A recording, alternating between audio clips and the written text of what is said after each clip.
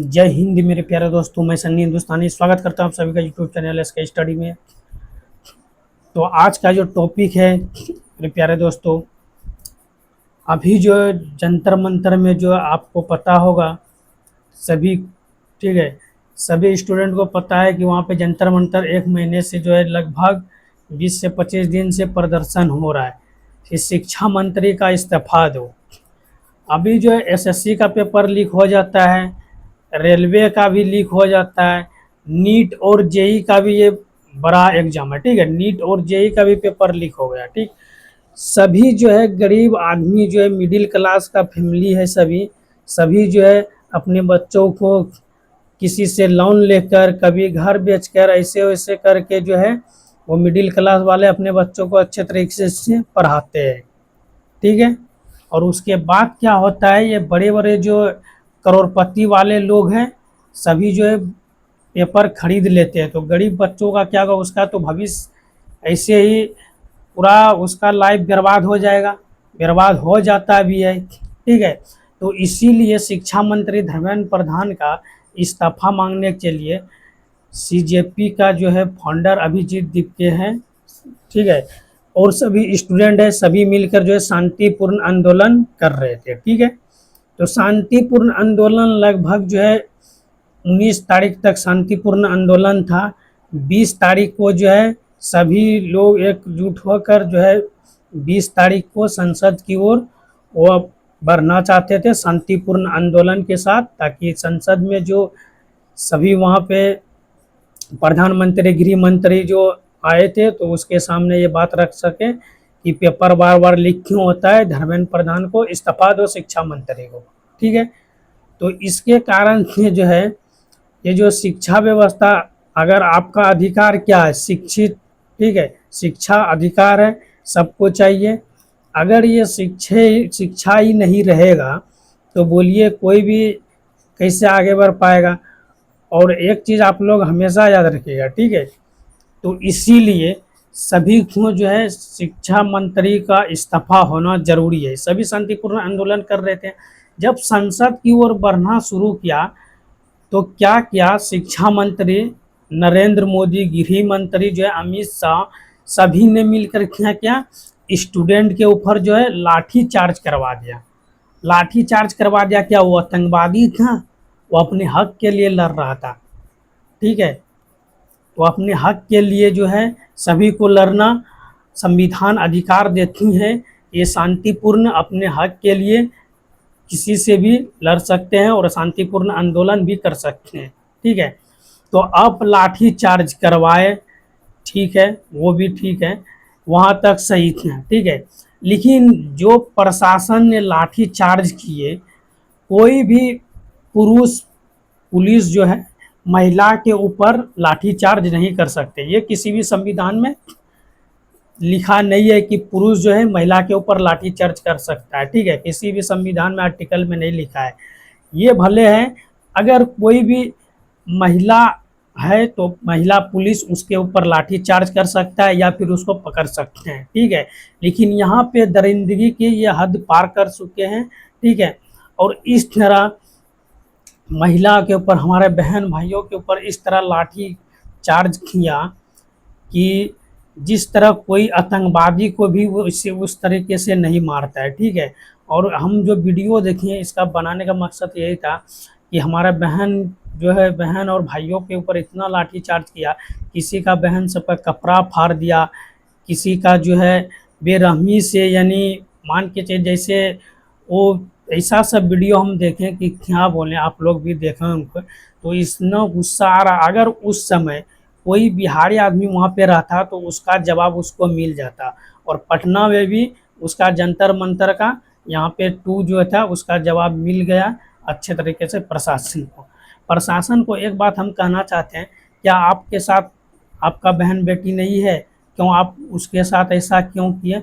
मान के चलिए आपको ऊपर से ऑर्डर आया, ठीक है, आपको ऊपर से ऑर्डर आया कि लाठी चार्ज करना था, लेकिन लाठी चार्ज कैसे करना था ये तो आपको नहीं पता था कि पूरा जितना भी आपके प्रेशर, आपके मतलब आपके अंदर जितना भी बल है पूरा बल लगा दीजिए स्टूडेंट के ऊपर। क्या वो आतंकवादी था? आतंकवादी को तो पकड़ नहीं सकते हैं, और स्टूडेंट जब अपना अधिकार मांगते हैं तो स्टूडेंट के ऊपर लाठी चार्ज करवा देते हैं। ये कहाँ का न्याय है भाई साहब, कहाँ का न्याय है बताइए। ये कोई अन्याय है, ऐसे अन्याय अब कीजिएगा। अभी जो है सभी स्टूडेंट शांतिपूर्ण आंदोलन कर रहे हैं, डॉक्टर भीमराव अंबेडकर के वजह से, बाबा साहेब के वजह से संविधान के अनुसार शांतिपूर्ण आंदोलन कर रहे हैं, ठीक है। अगर सभी स्टूडेंट अगर क्रांति पर उतर गए ना तो दूसरा नेपाल भारत ही बनेगा। और इसमें बनाने का कारण क्या है, ये पूरा पूरा सरकार का जिम्मेदारी होगा बनाने का कारण। अगर आप मान के चलिए आप गलती बार बार कर रहे हैं तो आप गलती स्वीकार कीजिएगा, हाँ भाई हमसे गलती हो गया, हम दोबारा ऐसा गलती नहीं करेंगे, इस्तीफा दिलवा दीजिए धर्मेंद्र प्रधान का, उसमें क्या है। अगर इस्तीफा दे दीजिएगा तो ऐसा थोड़ी है कि आप जो है भूखे मर जाइएगा, ऐसा बिल्कुल है नहीं है। तो फिर ऐसा क्यों किए। और जब लेडीज पुलिस आई थी तो वो लेडीज पुलिस जो है लेडीज के ऊपर लाठी चार्ज करते, वो पुरुष पुलिस जो था मेल पुलिस फीमेल के ऊपर लाठी क्यों चार्ज किया, उसका शरीर को टच क्यों किया, उसका कपड़ा क्यों फाड़ा। वैसे सब पुलिस वाले के ऊपर कड़ी से कड़ी कार्रवाई होना चाहिए ताकि उसका वर्दी निकल जाए। और उसको हम कहना चाहते हैं अगर उसका बहन बेटी रहता तो वो भी उसके वैसे साथ करता पूरा दरिंदगी से, जैसे मान के चलो कि उसका जो है जिस्म का भूखा है उस तरीके से उसका टच शरीर कर रहा था। ऐसे सब वीडियो देख के तो पूरा गुस्सा आ गया। अगर उस टाइम में माँ कसम बता रहा हूँ, उस टाइम में अगर कोई बिहारी लड़का उस जगह रहता और उसको देख लेता तब तो उसका बढ़िया से इलाज कर देता, भले उसको पिटाई लगता लेकिन कोई दिक्कत नहीं होता। किसी का इज्जत का सवाल है। मान के चलिए आपको लाठी चार्ज की है, आप भगा सकते तो कोई दिक्कत नहीं था, लेकिन उसका जिस्म के ऊपर उसका शरीर को टच हो, ये तो गलत बात है ना। और आप सभी से निवेदन करते हैं, सभी फेसबुक इंस्टाग्राम फैमिली से ठीक है, कि सभी का अकाउंट जो है इंस्टाग्राम पर भी है, यूट्यूब पर भी है, फेसबुक पर भी है, टेलीग्राम पर भी है। जिसको जैसे ही हो सके 10 सेकेंड 5 सेकेंड का अपना जो है एक वीडियो बनाकर अपलोड अवश्य करें। और हैशटैग जो है धर्मेंद्र प्रधान रिजाइन, धर्मेंद्र प्रधान इस्तीफा दे, सीजेपी प्रोटेस्ट में हैशटैग ये सब यूज करें, ताकि जहाँ पर भी कोई सा भी वेबसाइट खुले सभी में आंदोलन शुरू हो और सभी में एक ही आवाज़ हुए धर्मेंद्र प्रधान इस्तीफा दो, ठीक है। और दूसरा कोई भी चीज़ नहीं उस पर आए। तो इसीलिए कहते हैं सिस्टम पूरा हैक कर दो और जितना हो सके सभी भाई वीडियो बनाइए। सभी का इंस्टाग्राम पर भी अकाउंट है, फेसबुक पर भी है। आप नहीं वीडियो बना सकते हैं कुछ पोस्ट कीजिए, लेकिन अभी जो ट्रेंडिंग हैशटैग है इस सब हैशटैग यूज करना है आपको, ठीक है। और एकजुट होकर ये लड़ाई लड़ना है। जब तक शिक्षा मंत्री इस्तीफा नहीं दे सके तब तक आपको एकजुट होकर लड़ना है। और सभी पूरा भारतीय आपके साथ है, आपको घबराना नहीं है, ठीक है। बिहार वासी भी आपके साथ है, यूपी वाले भैया भी साथ है, सभी आपके साथ हैं। आप मिल के लड़िए, ये आंदोलन जारी रहेगा जब तक शिक्षा मंत्री इस्तीफा नहीं देगा। क्योंकि बाबा साहब ने कहा है शिक्षा उस सिरनी का दूध है जो पिएगा वो दहाड़ेगा। तो शिक्षा एक ऐसा हथियार है जो आप किसी भी कुरीति से, किसी भी चीज़ से आप लड़ सकते हैं। बड़ा से बड़ा जो है सबसे पदाधिकारी सबसे लड़ सकते हैं, ठीक है। तो शिक्षित होना जरूरी है। अगर शिक्षित नहीं होगा, सरकार ये नहीं चाहते कि आप लोग शिक्षित हो। अगर शिक्षित हो जाइएगा सरकार से सवाल पूछिएगा। और अनभक्त से हम यही कहना चाहते हैं कि अभी भी जागिए, नहीं तो अभी तो हम जो है पहले अंग्रेज़ों का गुलामी करते थे, और अभी अगर ऐसा ही रहा अनभक्त तो बाद में जो है ये बीजेपी का भी गुलामी करना पड़ेगा, ठीक है। तो यहाँ पे हम अपना वाणी को विराम देते हैं। तो आप सभी को अब क्लास की ओर हम लोग चलेंगे, तो ज़्यादा से ज़्यादा वीडियो को शेयर करें और लाइक करें, कमेंट करें। जय हिंद, जय भारत, जय संविधान, धन्यवाद। तो आज का क्लास जो है, क्लास को स्टार्ट करते हैं। आज का क्लास क्या है, तो आज का क्लास जो है ये प्रैक्टिस सेट 9 है, ठीक है। इस क्लास में आपको बताने वाले मेरे प्यारे दोस्तों रेलवे और एसएससी का पीवाईक्यू क्वेश्चन, खास करके ये प्रैक्टिस सेट उस लोगों के लिए बनाए हैं जो ग्रुप डी के एग्ज़ाम 2026 में अगस्त से देने वाले हैं। इसमें आपको 30 क्वेश्चन जो है, टॉप 30 क्वेश्चन जो PYQ क्वेश्चन है, 100% एक्सेप्टेड क्वेश्चन है, बार बार एग्जाम में पूछा जाता है। तो ऐसे सवाल को आपको बताने जा रहे हैं और आप लोग से निवेदन है कि पूरा क्लास अवश्य देखें और अच्छे तरीके से समझे, बिल्कुल शॉर्ट ट्रिक के हिसाब से बताएंगे ताकि कमज़ोर से कमज़ोर स्टूडेंट समझ सकें और अपना सिलेक्शन ले सकें। तो सभी स्टूडेंट से निवेदन है कि जो भी अभी जंतर मंतर में है, जंतर मंतर में प्रोटेस्ट कीजिए और अच्छे तरीके से कीजिए और अपना जो है जान का भी हिफाजत अच्छे तरीके से कीजिए। जहाँ पे ज़्यादा लाठीचार्ज होता है तो अपना सेपरेट जो है अपना शरीर का रक्षा स्वयं कीजिए और अच्छे तरीके से रहिए, ठीक है। और ये शांतिपूर्ण आंदोलन जारी रहेगा जब तक धर्मेंद्र प्रधान इस्तीफा नहीं दे। अगर नहीं देगा तब फिर क्रांति आएगा, तब फिर तो जो होगा नेपाल बनबे करेगा, वो तो 100% है। अभी मौका है, अभी इस्तीफा दे दे, इसी में भलाई है। तो चलिए ये क्वेश्चन नंबर 1 की ओर हम लोग चलते हैं और इस क्वेश्चन को बिल्कुल बेसिक से समझाते हैं, ठीक है। ग्रुप डी वालों के लिए निवेदन है, अगर आपका एग्ज़ाम जो है 3 तारीख से शुरू है, 3 अगस्त से, तो अभी जो है आप जो है PYQ क्वेश्चन सभी रिवाइज कीजिए, ठीक है।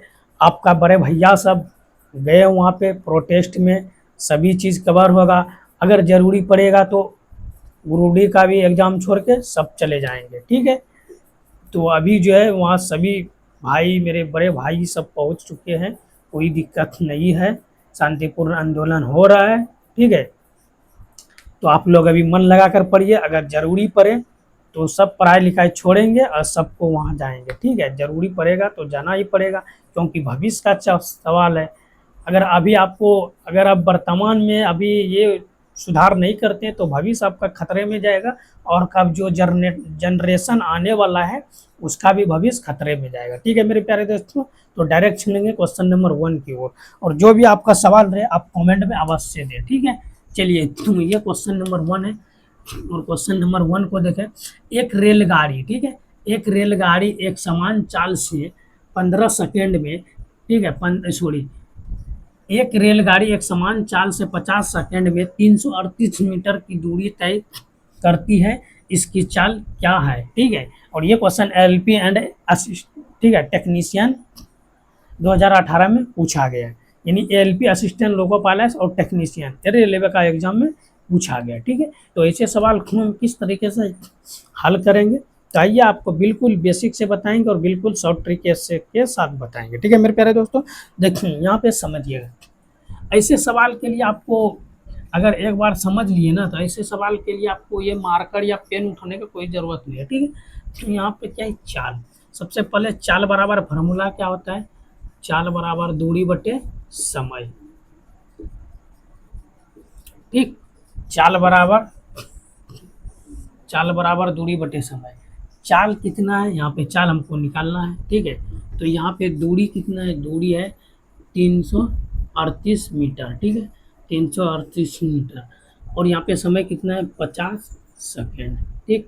तो यहाँ पे अगर इसको हम भाग देंगे या फिर इसमें हम इसको कटाएंगे तो मान के चलिए ये कितने से भाग जाएगा। तो यहाँ पे देखिए ये 6 पंजे 30, अगर यहाँ पे 50 को 6 से गुना करेंगे 6 पंजे 300 आ जाएगा। अगर यहाँ पे 7 से गुना करेंगे 7 पचे 35, तो यहाँ पे 350 हो जाता है, लेकिन यहाँ पे कितना है 33, तो 6 पंजे 30, उसके बाद 10 मिनट। तो यहाँ पे देखिए 6 पंजे 30, तो किसी ऑप्शन में 6 है तो ऑप्शन ये आपका बिल्कुल सही जवाब है, आगे चेक करने का कोई ज़रूरत नहीं है। ये इसी ट्रिक से आपको एग्ज़ाम में सिलेक्शन लेना है मेरे प्यारे दोस्तों, इसी ट्रिक से आपको एग्ज़ाम में सिलेक्शन लेना है। ये आपको हमेशा बात ध्यान में रखना है कि एग्ज़ाम में कम टाइम में अच्छे सोल्यूशन और बिल्कुल 100% सोल्यूशन आपको आना चाहिए। यहाँ पे देखिए 6 पंचे 30 हो गया, 350 हो गया, यहाँ पे 6 है, 6 के बाद दशमलव आएगा, ये तो कन्फर्म है। किसी भी ऑप्शन में 6 नहीं है, एक ऑप्शन में ऑप्शन बी लगाए और ए लगाइए और नेक्स्ट क्वेश्चन की तरफ चले जाइए, ठीक है। यहाँ पे कितना हो जाएगा, ये 6.76 मीटर प्रति सेकेंड, ओके। तो ये आपका राइट आंसर। अगर इस क्वेश्चन में डाउट है तो आप लोग जो है कमेंट करें, और क्वेश्चन समझ में आ गया तो लाइक करें, प्यारा सा कमेंट करें। अभी तक चैनल को सब्सक्राइब नहीं, कृपया करके चैनल को सब्सक्राइब कर लें। ठीक है, चलिए नेक्स्ट क्वेश्चन की तरफ हम लोग चलते हैं।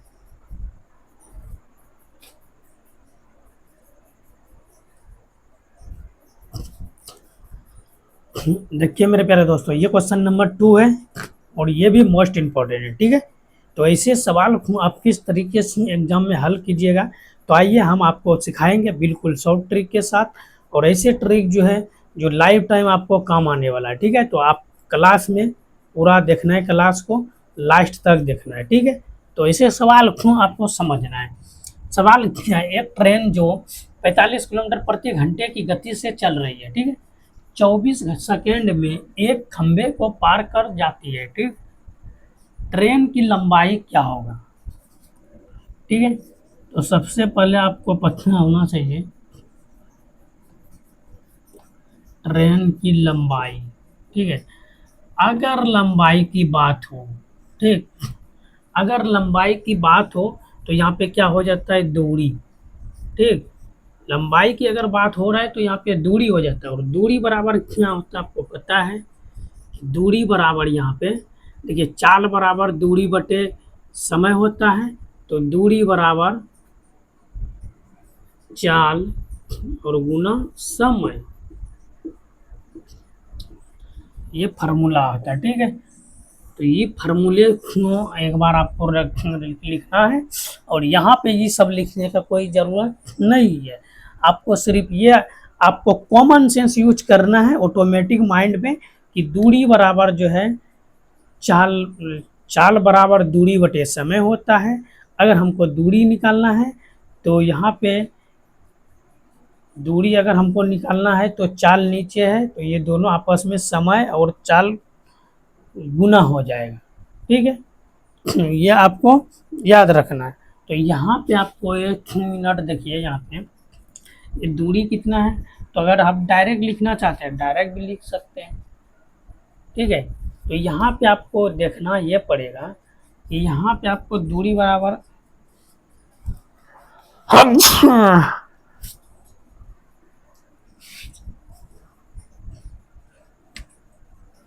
ठीक है, तो यहाँ पे आपको दूरी बराबर, तो यहाँ पे कितना दिया गया, ये गति। गति मतलब क्या होता है, चाल।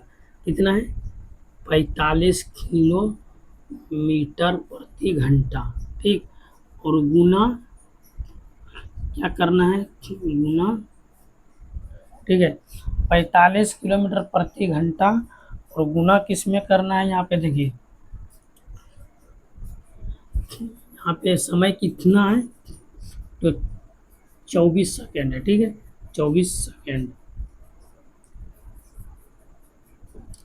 अगर ये जो है यहाँ पे समझिएगा, पहले यहाँ पे किलोमीटर को, ठीक है, या इसको बाद में लिखिए, सबसे पहले यहाँ पे देखिए किलोमीटर को अगर हम मीटर में बदलेंगे, ठीक है, अगर हम इसको मीटर, यहाँ पे सेकंड तो है ही है, अगर किलोमीटर पे यहाँ की कितना है, 45 किलोमीटर, आंसर किसमें है, मीटर में। अगर किलोमीटर को हम मीटर प्रति सेकंड में बदलेंगे तो हमको करना क्या होगा, तो यहाँ पे ये 5/18 से गुना करना पड़ेगा, तो ये मीटर प्रति सेकंड में बदल जाएगा। किस में बदल जाएगा, मीटर प्रति सेकंड में, और गुना यहाँ पे 24। ठीक है, 24 क्या है, सेकेंड है। ठीक है, 24 सेकेंड। यहाँ तक क्लियर है, समझ में आ रहा है, बिल्कुल अच्छे तरीके से आ रहा है, कोई भी डाउट आपको नहीं है। ठीक है, अब यहाँ पे आपको देखना पड़ेगा एक चीज़, यहाँ पे देखिए, अगर इसको भाग दीजिए तो 15×45, ठीक है, और यहाँ पे 3×6=18, 15×45, 3×6=18, सॉरी ये तो कटने वाला नहीं है। ठीक है, यहाँ पे देखने पड़ेगा 15×45, ठीक, और 6 यहाँ पे 18 हो जाएगा, यहाँ पे 3 नहीं होगा, 15×45, 6×18, ठीक है, 6×4=24। यहाँ तक तो क्लियर समझ में आ रहा है। यहाँ पे देखिए ये सेकंड है, सेकंड से सेकंड कैंसिल हो जाएगा, मीटर आ जाएगा। ये किलोमीटर को इतना से गुना किए तो ये मीटर प्रति सेकंड में बदल गया। ठीक है, तो अब यहाँ पे डायरेक्ट आप यहाँ पे देख लीजिए, तो ये 15 हो जाएगा और गुना यहाँ पे 4 पंचे 20, तो 15 दूना 30 300 मीटर। तो ये आपका राइट आंसर आ गया, option B for Baahubali, option B आपका करेक्ट आंसर। ओके, तो उम्मीद करते मेरे प्यारे दोस्तों ये क्वेश्चन आपको अच्छे तरीके से समझ में आ गया होगा।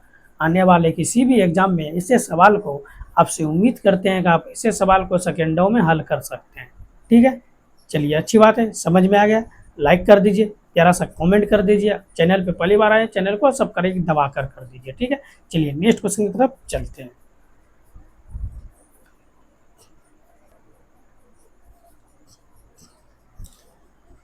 तो देखिए मेरे प्यारे दोस्तों, ये क्वेश्चन नंबर 3 है और ये भी मोस्ट इंपॉर्टेंट है। ठीक है, रेलवे ग्रुप डी के लिए बेस्ट प्रैक्टिस सेट है ये, तो आपको पूरा प्रैक्टिस सेट देखना पड़ेगा। ये आगे भी मोस्ट इंपॉर्टेंट क्वेश्चन आने वाला है। ठीक है, लास्ट तक देखिए। तो ये प्रैक्टिस सेट में आपको क्वेश्चन नंबर 3 जो है ये मोस्ट इंपॉर्टेंट है। ऐसे सवाल जो बार बार रिपीट करके पूछा जाता है, तो आइए आपको बिल्कुल बेहतरीन तरीके से बताएंगे, बिल्कुल अच्छे तरीके से शॉर्ट ट्रिक की मदद से। तो पहले क्वेश्चन को समझिए। देखिए PYQ क्वेश्चन इसलिए बता रहे हैं, एक ही टाइप का 2-3 क्वेश्चन इसलिए बता रहे हैं ताकि ये सब रिपीटेड सवाल है, ऐसे सवाल को आप सीखें और एग्जाम देने जाएं तो आपका सिलेक्शन हो सके।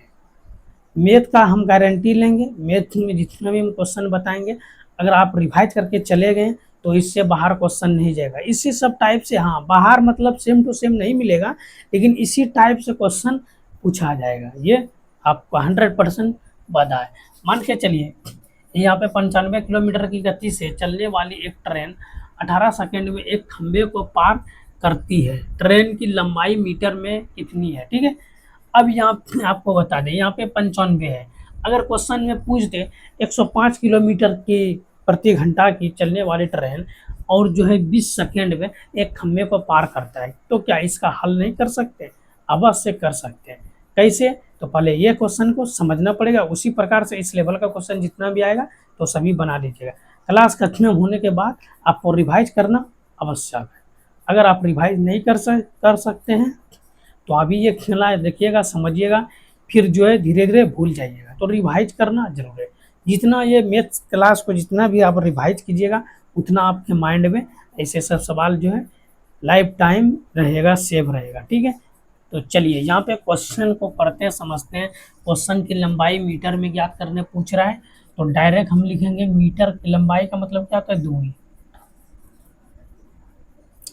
और दूरी बराबर आपको पता होता है चाल गुना समय, समय गुना चाल, बात बराबर, गुना में सभी बराबर होता है। ठीक, तो यहाँ पे आपको देखना पड़ेगा ये क्या है? गति। गति का मतलब क्या होता है? चाल।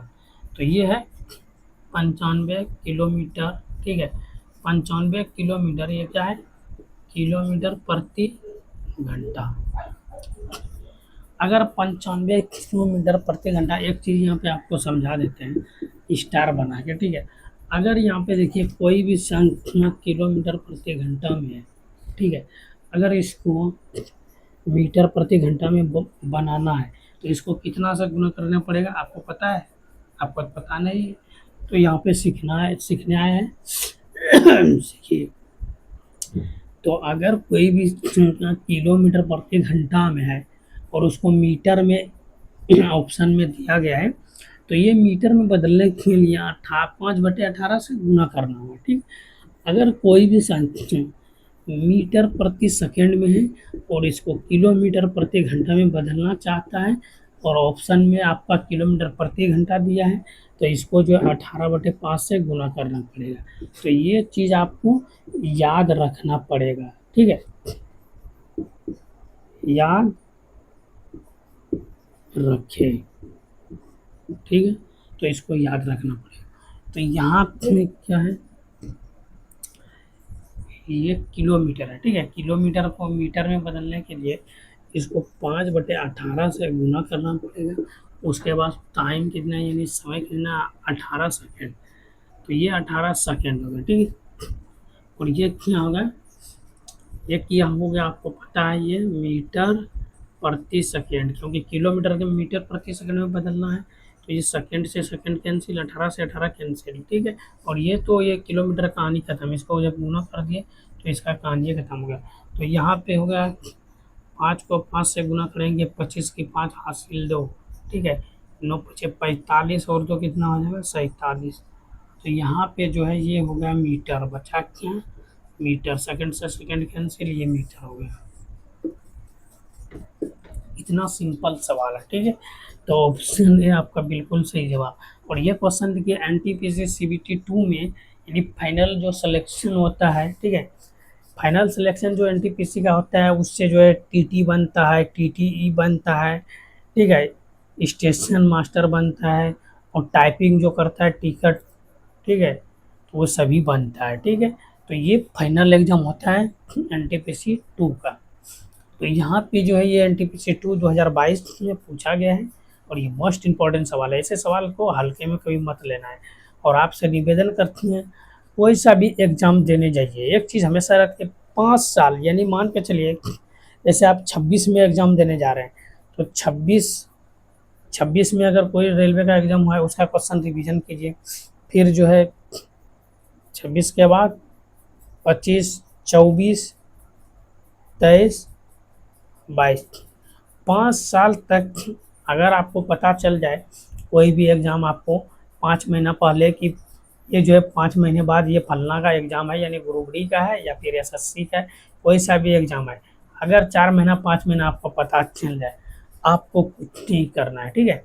सिर्फ 5 साल का पीवाईक्यू क्वेश्चन, नहीं 5 साल हो सके ना, कम से कम 2 साल पीछे का पीवाईक्यू क्वेश्चन, 2 साल पीछे का जितना भी, जिस भी डिपार्टमेंट, अगर एसएससी का आप तैयारी कर रहे हैं तो एसएससी के फॉर्मेट में देखिएगा कि एसएससी में जीडी में कौन सा क्वेश्चन पूछा गया है, या एमटीएस में अगर आप जीडी का तैयार कर रहे हैं तो जीडी वाला क्वेश्चन देखिए, पीवाईक्यू क्वेश्चन 2 साल 3 साल पहले किस लेवल का क्वेश्चन पूछा गया है, तो उसको रिवीजन करके जाइए। उससे बेनिफिट ये होगा, उसी टाइप से क्वेश्चन बार बार रिपीट करके पूछा जाता है, ठीक है। सिलेबस भी आपको पता चल जाएगा कि 1 साल पहले किस लेवल का क्वेश्चन पूछा गया था, और उससे बाद भी 1 साल किस लेवल का क्वेश्चन पूछा गया था, और अभी जो है वर्तमान में किस लेवल का क्वेश्चन पूछा जाएगा। तो ये होता है पीवाईक्यू का प्रैक्टिस का जज्बा, ठीक है। तो ये आप अवश्य करें, इससे आपको बेनिफिट होगा आपका एग्जाम में। आपको ये ट्रिक बहुत इम्पोर्टेंट ट्रिक है, आपको बहुत काम आने वाला है एग्जाम में। इसी ट्रिक की मदद से आपका सिलेक्शन भी हो जाएगा, और आप जो है जिस लेवल पर जाना चाहते हो उस लेवल तक पहुंच जाइएगा। आपका मंजिल, यानी जो मंजिल है मंजिल तक पहुंच जाइएगा। ये आपका 100% जो है, ये जो 100% ये सोल्यूशन सिद्ध किया गया है, ठीक है मेरे प्यारे दोस्तों। तो चलिए, ये क्वेश्चन समझ में आ गया तो अच्छी बात है, लाइक कर दीजिए, प्यारा सा कमेंट कर दीजिए, वीडियो को ज़्यादा से ज़्यादा शेयर कर दीजिए, ताकि और सभी स्टूडेंट जो है ऐसे शॉर्ट ट्रिक सीख सके, समझ सके और अपना सिलेक्शन ले सके, ठीक है मेरे प्यारे दोस्तों। ज्ञान एक ऐसा चीज़ है, इसको जितना बांटिएगा उतना बढ़ेगा। तो ये किसी से छुपाने का कोई ज़रूरत नहीं है, शेयर कीजिए, वो भी सीखेगा, वो भी आगे बढ़ेगा, तो इंडिया का, देश का तरक्की होगा, ठीक है। चलिए, तो नेक्स्ट क्वेश्चन की तरफ हम लोग चलते हैं।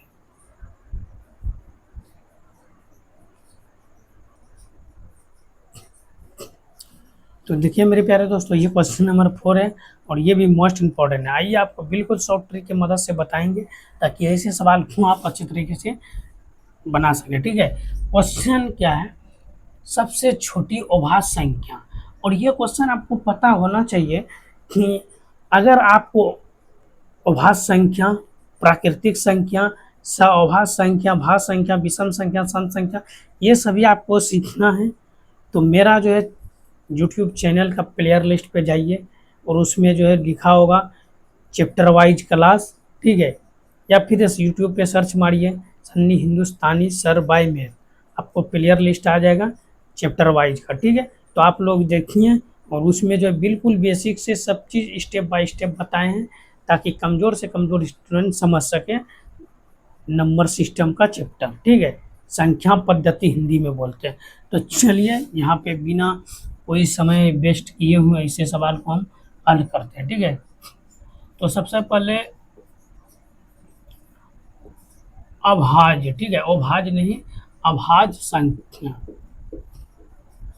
अभाज्य संख्या किसे कहते हैं तो आपको पता होगा। देखिए, अभाज्य संख्या वो संख्या है जो एक और स्वयं से ही विभाजित होगा, बाकी किसी भी संख्या से विभाजित नहीं होगा। वैसी संख्या जो आप लोग लिखना चाहते हैं तो लिख लीजिए, या फिर ध्यान में रखिए, लिखना चाहते हैं लिखिए। वैसी संख्या जो एक और स्वयं से विभाजित होता है वो अभाज्य संख्या कहलाती है, ठीक है। या फिर ऐसे भी आप लिख सकते हैं, वैसी संख्या जो एक और स्वयं से विभाजित होते हैं, किसी अन्य से विभाजित ना होती है, अभाज्य संख्या कहलाती है, ठीक है। तो अभाज्य संख्या का, ठीक है, अभाज्य संख्या क्या होता है, 2 होता है, 2 से स्टार्ट होता है, 3 होता है, 5 होता है, 7 होता है, इसका अंत नहीं है, डॉट डॉट इन्फिनाइट तक चलते रहता है, ठीक है। तो यहाँ पे हमको करना क्या होगा, क्वेश्चन में क्या है, सबसे छोटी अभाज्य संख्या, तो सबसे छोटी स्टार्ट कहाँ से हुआ है, 2, तो सबसे छोटी तो यही हुआ, तो ये हो गया, ठीक है। सबसे छोटी अभाज्य संख्या, सबसे छोटी अभाज्य संख्या क्या है, तो यही तो आपका राइट आंसर हो गया, ऑप्शन डी बिल्कुल सही जवाब, ठीक है। तो उम्मीद करते हैं मेरे प्यारे दोस्तों ये क्वेश्चन आपको समझ में आ गया होगा। आने वाले किसी भी एग्जाम में ऐसे सवाल को आप अच्छे तरीके से कंडक्ट कर सकते हैं। अगर कोई डाउट है तो आप कमेंट अवश्य करें, ठीक है। तो यहाँ पे हम अपने क्लास को समाप्त करते हैं। तो आज का क्लास कैसा लगा आप लोग कमेंट करके अवश्य बताइए, और डेली शाम 7 बजे आप लोग जुड़े, ताकि आपको जो है बिल्कुल शॉर्ट ट्रिक के साथ प्रैक्टिस सेट मिल सके, और डेली आप देखिए तो आपका सिलेक्शन 100% होगा, ठीक है मेरे प्यारे दोस्तों। तो मिलते हैं फिर नेक्स्ट वीडियो में, तब तक के लिए आप सभी को जय हिंद, जय भारत, जय संविधान, वंदे मातरम, धन्यवाद।